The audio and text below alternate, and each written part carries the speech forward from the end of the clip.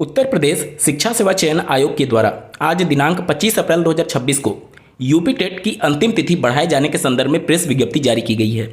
जैसा कि आपको ज्ञात होगा, पहले आवेदन की अंतिम तिथि दिनांक 26 अप्रैल 2026 थी, लेकिन आवेदन की अंतिम तिथियों से पहले ही सर्वर का क्रैश कर जाना, सर्वर सही से रिस्पॉन्स ना कर पाना, ये प्रमुख वजह बनी आवेदन की तिथि को एक्सटेंड करने के लिए। और अब एक हफ्ते का समय एक्सटेंड किया गया है आयोग के द्वारा। आप अपने स्क्रीन पर देख पा रहे होंगे, एतत् द्वारा सूचित किया जाता है कि आयोग की विज्ञप्ति संख्या दिसंदेश द्वारा जारी उत्तर प्रदेश शिक्षक पात्रता परीक्षा यानी यूपी टेट 2026 में ऑनलाइन आवेदन की अंतिम तिथि 26 अप्रैल 2026 निर्धारित की गई थी। आयोग द्वारा लिए गए निर्णय के क्रम में उत्तर प्रदेश शिक्षक पात्रता परीक्षा यानी यूपी टेट 2026 में ओटीआर में सर्वर की समस्या के दृष्टिगत ऑनलाइन पंजीकरण, आवेदन शुल्क जमा करने तथा आवेदन पत्र में संशोधन व शुल्क समाधान की अंतिम तिथियां निम्नवत विस्तारित की जाती हैं। बहुत सारे लोगों के मन में ये कन्फ्यूजन था कि आवेदन में कुछ गलती हो गई, क्या करेक्शन कर सकते हैं। बिल्कुल, आपको करेक्शन का मौका मिलेगा। ऑनलाइन आवेदन और शुल्क जमा करने की अंतिम तिथि एक सप्ताह बढ़ा करके 3 मई 2026 कर दी गई है और उसके बाद से आप अपने जो भी डिटेल है उसमें संशोधन कर सकते हैं। ठीक है, आप अपने स्क्रीन पर देख पा रहे होंगे, आवेदन पत्र में संशोधन की अंतिम तिथि जो होगी वो 8 मई 2026 निर्धारित की गई है। तो जिन भी अभ्यर्थियों का भी आवेदन नहीं हो पाया था उनके लिए अच्छा मौका है, एक हफ्ते का समय बढ़ाया गया है। अब आप अंतिम तिथि का वेट मत करिएगा, जल्दी से जल्दी। और अगर आपके पास कंप्यूटर है या फिर टैबलेट है या फिर मोबाइल से ही अगर आवेदन करना चाहते हैं तो कोशिश करिए कि रात में आप प्रयास करें या फिर सुबह जल्दी प्रयास करें। इस समय पर क्या होता है कि वेबसाइट पर कंजेशन कम होता है, जिसकी वजह से सर्वर जो है वो सही से रिस्पॉन्स कर पाती है। बहुत सारे अभ्यर्थियों का ये प्रश्न आ रहा है कि मेरा ओटीपी नहीं आ पा रहा है, इसकी वजह से आवेदन नहीं हो पा रहा है।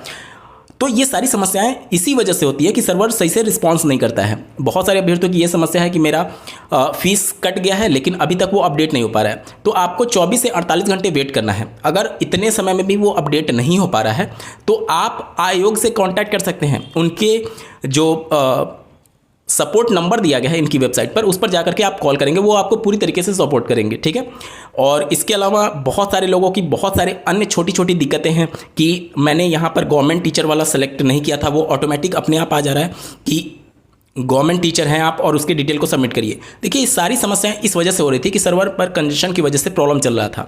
अब जैसे ही कंजेशन खत्म होगा ये सारी दिक्कतें धीरे धीरे करके खत्म होंगी। और साथ ही साथ आपको ये भी समझना होगा कि सर्वर जो वेबसाइट है उसमें लगातार परिवर्तन किया जा रहा है। जैसा कि आपको ज्ञात होगा, जो पहले 1990 से 1993 वाले इन सर्विस टीचर्स थे उनके लिए इंटरमीडिएट का ही केवल ऑप्शन ओपन होगा, ग्रेजुएशन का ओपन नहीं होगा। इसके बाद से NIOS DLED के संबंध में माननीय हाईकोर्ट के जजमेंट के बाद से उनको भी मौका देना है, तो उनके लिए भी वेबसाइट में कुछ चीज़ें अपडेट हो रही होंगी, जिसकी वजह से कोडिंग लिखते समय कुछ ना कुछ चीज़ें डिस्टर्ब हो जाती हैं। इसकी वजह से ये सारी चीज़ें दिक्कतें आती हैं। एक बार जब सभी चीज़ें स्टेबल हो जाएंगी उसके बाद से आप अपना आवेदन कंप्लीट कर पाएंगे बिना किसी परेशानी के। लेकिन कोशिश ये करिएगा कि इस बार आप अंतिम तिथि का वेट मत करिएगा, क्योंकि अंतिम तिथियों में बहुत ज़्यादा कंजेशन हो जाता है वेबसाइट पर, जिसकी वजह से सही से साइट वर्क नहीं कर पाती है, रिस्पॉन्स नहीं कर पाती है। ठीक है, तो अगर अभी तक आवेदन नहीं किया है तो 3 मई 2026 अंतिम तिथि है आवेदन करने के लिए, और संशोधन करने की अंतिम तिथि 8 मई 2026 निर्धारित की गई है। संशोधन अभी आप नहीं कर पाएंगे, जब आवेदन की अंतिम तिथि बीत जाएगी उसके बाद संशोधन करने के लिए विंडो ओपन किया जाएगा, जिसमें आप अपना संशोधन कर पाएंगे। बहुत सारे अभ्यर्थियों के मन में ये प्रश्न रहता है कि मेरी ये डिटेल गलती हो गई, ये गलत हो गया, क्या मैं इसके अपडेट कर पाऊंगा? देखिए, ये आयोग के ऊपर डिपेंड करेगा कि वो किन किन चीज़ों में करेक्शन का मौका आपको देते हैं। अब कुछ वेबसाइट्स ऐसी होती हैं, डिजाइन ही ऐसे किया जाता है कि उसमें बेसिक डिटेल में आप कुछ भी चेंज नहीं कर सकते हैं। तो ये सारी चीज़ें देखना होगा कि आयोग आपको किन किन एक तरीके से क्रेडेंशियल्स में करेक्शन करने का मौका देता है। हालांकि जितने भी क्रेडेंशियल्स हैं सब में चेंज आप करने का मौका जरूर मिलेगा, जिस तरीके से सीटेट में आपको मौका मिलता है। और इसके अलावा एक और करेक्शन करने का आपको मौका मिलेगा, अब वो अभी भी आप कर सकते हैं कि जैसे मान लीजिए किसी ने केवल पेपर 1 के लिए अप्लाई किया हुआ है और वो अब चाहता है कि पेपर 2 के लिए भी अप्लाई करना, तो वो भी आप कर सकते हैं। ठीक है, और ऐसे ही छोटी छोटी बदलाव की गई हैं। और चूंकि आयोग पहली बार यूपी टेट की परीक्षा करा रहा है, अनुभव की कमी की वजह से और सारे शर्तें और नियमावलियां सही से अध्ययन ना करने की वजह से ये सारी दिक्कतों का सामना करना पड़ा है। एक तो जैसे अगर आप देखेंगे शुद्धि पत्र जो जारी किया गया था जिसमें 4 बड़े बदलाव किए गए थे। बीएड वाला संदर्भ जो रेफरेंस पॉइंट लिखा गया था उसको हटाया गया था और भी बहुत सारी चीज़ें चेंज की गई थी। अपीयरिंग वालों को लेकर के समस्या थी जिसको चेंज किया गया था। अभी आप NIOS DLED वाला मैटर देख लीजिए, इसके पहले 1990 से 93 वाला शिक्षक इन सर्विस वाला मैटर देख लीजिए। तो वो सारी चीज़ें धीरे धीरे जब आयोग कई बार परीक्षाएं करा लेगा तो अनुभव हो जाएगा, तो ये सारी दिक्कतें भविष्य में नहीं आएंगी, क्योंकि पहली बार ही इनके द्वारा कंडक्ट कराया जा रहा है, इस वजह से ये सारी दिक्कतें आ रही हैं। ठीक है, खैर आपको आपके उज्जवल भविष्य के लिए बहुत बहुत ढेर सारी शुभकामनाएं। अगर आप इस परीक्षा में सम्मिलित होने जा रहे हैं तो मन लगाकर पढ़ाई करिए। परीक्षा अपने नियत समय पर होगी, परीक्षा टलने नहीं जा रही है। ठीक है, और जो मैटर हाईकोर्ट से निस्तारित हुआ है NIOS DLED के संबंध में, बहुत सारे अभ्यर्थियों का ये कमेंट के माध्यम से प्रश्न आता है कि क्या इसके संबंध में परीक्षा अपने समय पर होगी, क्योंकि मामला कोर्ट में चला गया। देखिए, कोर्ट ने अपना जजमेंट जो दिया है वो बिल्कुल क्लियर है। कोर्ट ने ये कहा है कि इन सभी NIOS DLED अभ्यर्थियों को आपको आवेदन कराना होगा, लेकिन उनका जो अभ्यर्थन होगा वो माननीय हाईकोर्ट ने अपने फैसले के अधीन रख लिया है। अब इसका मतलब क्या होगा? इसका मतलब ये हो गया कि अगली जो सुनवाई होने वाली है 22 मई 2026 को होने वाली है और जो परीक्षा है वो जुलाई में होने वाली है। अगर परीक्षा के बाद रिजल्ट आने तक, ध्यान से सुनिएगा, परीक्षा के बाद रिजल्ट आने तक माननीय हाईकोर्ट का जजमेंट आ जाता तब तो कोई दिक्कत ही नहीं होगा, इनका रिजल्ट दे दिया जाएगा। मान लेते हैं इनकेस इनका रिजल्ट नहीं आया, उस कंडीशन में उनके रिजल्ट पर ये लाइन मेंशन की जा सकती है कि इनका जो रिजल्ट होगा वो माननीय हाईकोर्ट के जजमेंट के अधीन होगा। जैसे आप यूपी टेट 2021 वाला मैटर देख लीजिए, उस समय क्या था कि माननीय सुप्रीम कोर्ट में NIOS DLED से संबंधित मामला कोर्ट में चल रहा था।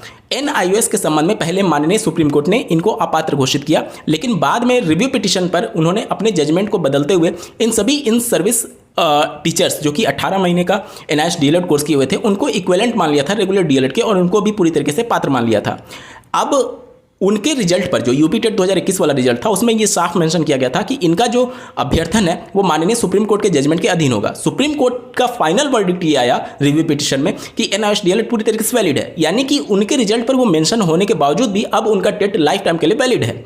क्यों? क्योंकि सुप्रीम कोर्ट जैसा कहेगी उसके हिसाब से इनका रिजल्ट या फिर इनका अभ्यर्थन माना जाएगा। सुप्रीम कोर्ट ने ये मान लिया कि ये सभी अभ्यर्थी एलिजिबल हैं, तो इस वजह से उनका वो टेट वैलिड हो जाएगा। तो अभी जो हाईकोर्ट ने कहा है वो ये कहा है कि आप इनको आवेदन करने का मौका दीजिए, सारी प्रक्रिया चलती रहेंगी, कोई भी किसी भी प्रकार का स्टे नहीं है, परीक्षा भी अपने नियत समय पर होगी। बस अगर जजमेंट पहले आ गया तो इनका रिजल्ट जो भी जजमेंट आएगा उसके अकॉर्डिंग दिया जाएगा, और अगर इनको इनवैलिड किया जाता है तो उनका रिजल्ट नहीं दिया जाएगा। हालांकि इसकी संभावनाएं बहुत कम है। देखिए, सुप्रीम कोर्ट ने पहले ही इनके संबंध में ऑलरेडी क्लियर जजमेंट दे दिया है कि NIOS DLED अभ्यर्थी फ्रेश रिक्रूटमेंट में भी शामिल किए जा सकते हैं। इसके अलावा NCT ने भी सभी जो भी कॉम्पिटेंट अथॉरिटी हैं उन सबको भी नोटिफिकेशन जारी करके इसके बारे में सूचित कर दिया था। बावजूद इसके आयोग ने बिना अध्ययन किए उनको शामिल ना करने का फैसला लेना कहीं ना कहीं थोड़ा सा चिंताजनक था, क्योंकि अभ्यर्थी एक तो सुप्रीम कोर्ट तक लड़ करके आए, उसके बाद से आयोग इनको नोटिफिकेशन में शामिल नहीं करता, इनके लिए कोई ऑप्शन नहीं रखता है, तो निश्चित तौर पर अभ्यर्थियों को मजबूरीवश कोर्ट जाना पड़ा है। अभ्यर्थी भी आदी नहीं है इस बात को लेकर के कि हर छोटी छोटी बात के लिए कोर्ट जाएं, लेकिन क्या हो जब आयोग या फिर अधिकारी इनकी बात ना सुने।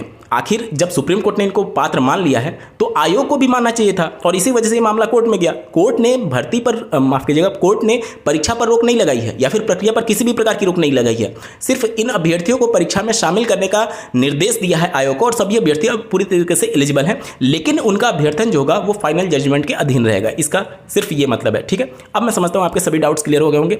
इस वीडियो को देखने के लिए आपका बहुत बहुत धन्यवाद। भगवान करे आपका दिन शुभ हो।